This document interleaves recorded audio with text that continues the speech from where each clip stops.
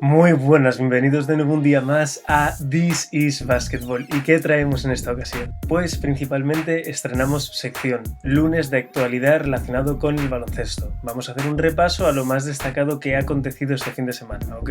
Entonces, eso por una parte es una de las novedades que traemos en el vídeo de hoy y por otra, por fin, por primera vez me estoy grabando con la cámara trasera de mi móvil que por supuesto tiene una resolución y unas características 1000 veces mejores que la cámara frontal.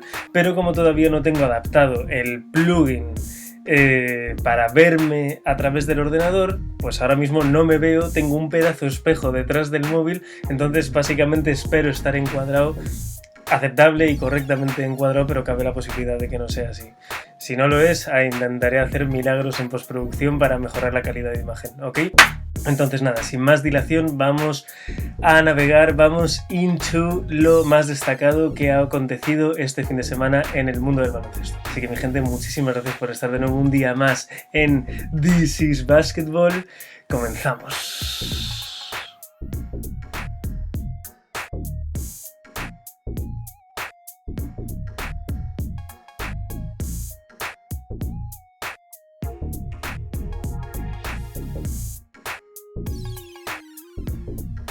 Empezamos por el fichaje de Andre Drummond por parte de Los Ángeles Lakers. Andre Drummond fue cortado por los Cavs y fichado por el mínimo. Andre Drummond, que ha sido 2 veces All-Star, 4 veces máximo rebotador de la liga, en los 21 partidos que el pívot ha disputado ha promediado 17,5 puntos, 13,5 rebotes, 2,5 asistencias y no juega desde el pasado 12 de febrero.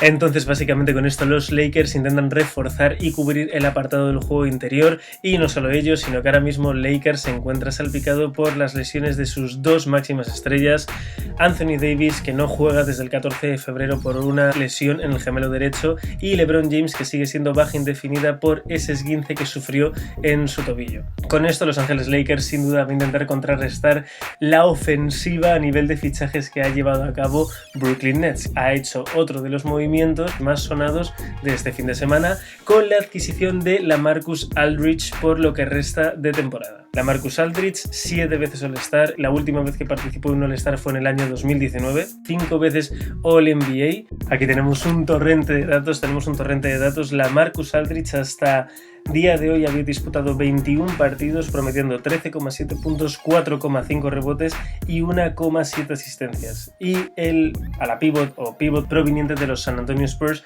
no juega desde el 1 de marzo. Entonces, básicamente, Brooklyn podemos afirmar que se está reforzando muy bien. Por cierto, LaMarcus Aldridge promedia desde la línea a la larga distancia un acierto del 36% en tiros de 3 puntos. La pregunta es, ahora mismo, ¿quién veis como aspirante a obtener el anillo de la NBA? En mi caso, a título personal, el único comentario que voy a hacer al respecto es que, por supuesto, Brooklyn se está reforzando, tanto Brooklyn como Lakers se están reforzando como unas malas bestias. No obstante, es curioso cómo, pese a que Brooklyn esté jugando muy bien, en general está jugando muy bien, terceros en el este, creo que nos sigue salpicando la duda de por qué Brooklyn no se ha reforzado más en el ámbito, en el apartado defensivo. Han adquirido a Blake Griffin, han adquirido a LaMarcus Aldridge, Claxton está jugando muy bien, tienen un elenco de tiradores y de jugadores que a nivel ofensivo te la lían pardísima, Kyrie, Joe Harris, pero a nivel defensivo, principalmente lo que sería en el apartado del juego interior, ¿dónde están esas piezas que pueden frenar a unos potenciales Anthony Davis y DeAndre Drummond? Porque es cierto que se reforzaron con Iman Shumpert y Andre Robertson. Hasta el momento todavía no ha habido grandes participaciones por parte de estos dos jugadores, pero principalmente ellos serían los encargados de cubrir y de frenar a los jugadores que atacan desde el perímetro. Pero ¿qué pasa con ese juego interior? No lo sabemos a día de hoy. No obstante, aquí os dejo la pregunta: ¿quién creéis que se ha reforzado mejor hasta el momento y cuál de estas dos franquicias veis más aspirante, más contender para hacerse con el anillo a día de hoy? Seguimos entonces con más debuts, con más datos interesantes. Tenemos el debut de Nikola Vucevic por parte de los Chicago Bulls en la derrota contra los San Antonio Spurs. El pívot montenegrino, a título personal, a título individual, lo hizo bastante bien, 21 puntos, 9 rebotes, 3 asistencias en 31 minutos. Por otra parte tendríamos el debut de Al-Farouq Aminu, que en 12 minutos, saliendo como suplente, porque Vucevic entró como titular, saliendo como suplente, anotó 2 puntos y capturó 5 rebotes. A nivel general se podría decir que lo que necesitan todavía estos Chicago Bulls es seguir creando química, jugando más minutos juntos. Hubo un par de jugadas en las que Zach LaVine y Nikola Vucevic no se pusieron de acuerdo, pero esto es algo que nada que sobre el papel no puedan ir puliendo a base de ir jugando partidos juntos, desarrollando e incrementando esa química. Por otra parte, gracias a esta victoria, Greg Popovich se convirtió en el tercer entrenador con más victorias en la historia de la NBA.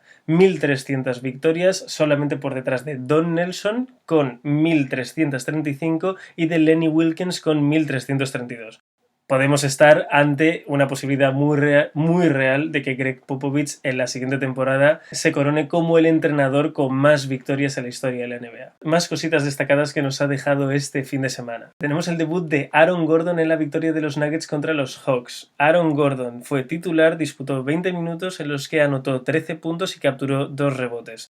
Todos los jugadores titulares de Denver Nuggets anotaron dobles figuras. Continuamos con los debuts de Otto Porter Jr. y de Wendell Carter Jr. en la derrota de Miami contra los Lakers.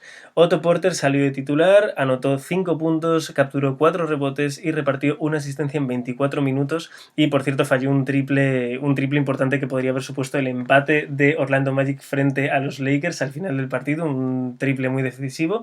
Por su parte, Wendell Carter Jr. salió desde el banquillo, anotó 8 puntos y capturó 8 rebotes en 20 minutos de juego. Es un faenón lo que le está ocurriendo a los Orlando Magic, que además de haber perdido a Aaron Gordon y a Nikola Vucevic, en este partido contaron como bajas Terrence Ross, Cole Anthony, Markelle Fultz, Gary Harris y Jonathan Isaac. Dicho lo cual, hacemos un breve repaso cómo queda la clasificación. En el este tendríamos a Philadelphia, Brooklyn y Milwaukee Bucks. En los últimos 10 partidos, los tres ostentando un 8-2, de 8 victorias, 2 derrotas. Luego, la mejor racha la encontramos por parte de los Knicks, que han cosechado 3 victorias seguidas. Y un dato interesante es que entre el noveno y el quinto clasificado del este separan exclusivamente 2 victorias. O sea, sé que esos 4 puestos de playoffs del este, de la conferencia este, contando desde el quinto, esos puestos de playoffs están más reñidos que nunca. Como esta línea continúe, vamos a ver mucho movimiento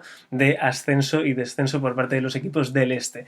Y por parte del oeste, tendríamos como mejores clasificados a Utah, con el mejor récord de la NBA, 34 victorias, 11 derrotas, y lleva 5 victorias seguidas, lo que no está nada mal, chapó por Utah. Le siguen los Phoenix Suns y los Angeles Clippers, y en cuarto lugar estarían ya los Angeles Lakers. Y en este caso hay que comentar que la brecha en el oeste es bastante más grande, bastante más definida. Paulatinamente, si esto sigue así, iríamos esperando cada vez menos y menos sorpresas. Y ahora nos vamos a la parte del resto de las ligas FIBA. Para empezar, nos vamos a la Liga Endesa, victoria del Barça sobre el Fuenlabrada por 81-79, y a Pau se le vio ya por las inmediaciones del estadio. Por lo tanto, todavía no hay un regreso oficial de Pau Gasol a las canchas, pero podría producirse en cualquier momento. 2 años y 22 días lleva apartado de los terrenos de juego sin disputar un partido oficial, el bueno de Pau Pau. Luego, en cuanto a la Liga Endesa, un breve repaso a la clasificación. Real Madrid sigue líder con 26 victorias, le sigue el Barça con 24